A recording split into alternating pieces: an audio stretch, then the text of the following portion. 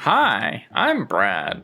If you don't know by now, I enjoy doing a lot of things in VR. And one of the things I think is really interesting and it's kind of underrated among some people is VRChat.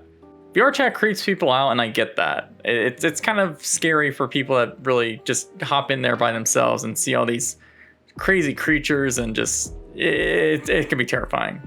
But there's a lot of stuff in VRChat that I find to be very magical compared to really anything else that's out there for really VR software.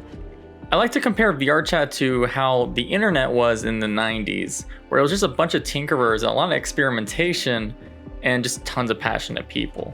VRChat feels years ahead of really some of the biggest platforms that even Meta creates related to social.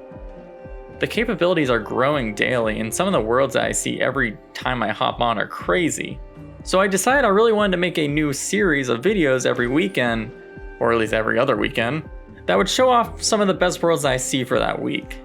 Because if you're afraid of maybe hopping into VRChat alone or anything, at least I can give you a few worlds that you should be checking out, so you don't miss anything.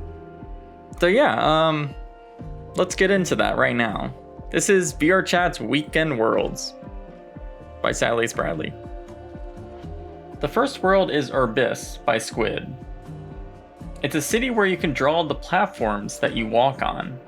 It was part of a game jam from a couple months ago, which the theme was about, well, making drawing tools that can affect the environment. The premise is pretty simple. You can pretty much draw any shape, and it will eventually turn into a mesh that can also raise you up to high heights.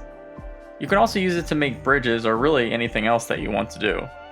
While the world is simple and there's not much to it, the actual tools kind of give you a lot of interesting ideas of what you can create for your own worlds. You can even make a chair in the shape of well, something. I don't know what that is. The next two worlds I'm about to say are actually kind of related to each other, because they all use the same concept.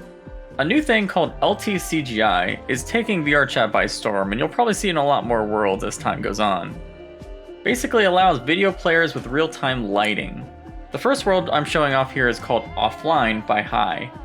Basically the entire world is almost exactly fully dark, except for the lighting that is being exuberated from the actual video player.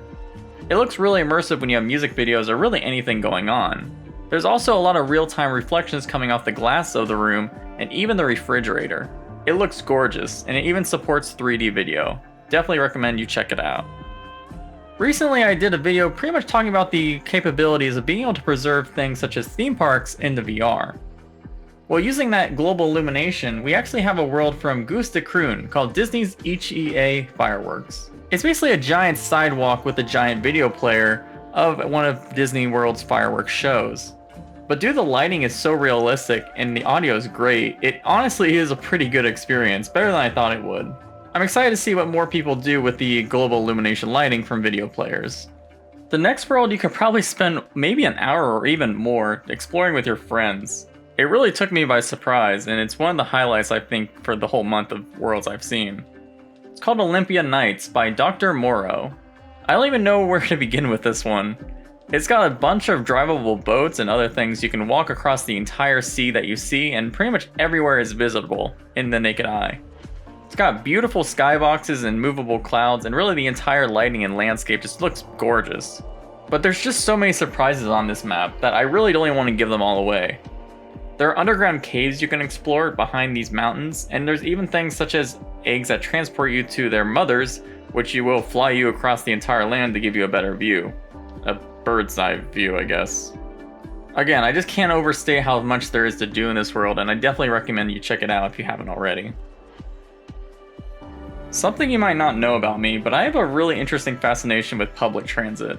Maybe because I'm in America and public transit like trains don't really exist, at least in a very useful format. So I always get addicted to trains, and you'll probably see more train worlds like this one on this show. Train by StephenVR is just another one of those, but it's very beautiful and it's got a lot of very nice taste to it. There really isn't much more to say about this world. It just looks really nice, and there's a lot of options of where you want to actually be in. There's an option to teleport on top of the train to sit with your friends, or if you have Play Space Mover, you can, I guess, run away from the train as if you're about to be ran over. Now this last one is probably not very unknown, but I really want to make sure that everyone's watching knows about this world. It's one of my favorites, and I force everyone in my world hopping sprees to do it every time.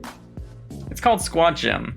It's a really simple premise, and it's really great to do with friends, but basically everyone has a different lane where they set up their height and their squat level and just do squats. You can set even different group difficulties to make sure that everyone's doing basically their share to get an overall goal for the entire group. If everyone does a certain amount of squats, the actual environment changes around you. I just really like this world, and I think it's a great way to get exercise with friends, because by the time you're done with exercising, you're all just going to want to lay down and pass out while also talking to each other about how horrible that was. Alright, that's all the worlds I have for this weekend. Now we can take off the VR headset and pretend that everything is good in the real world. Bye!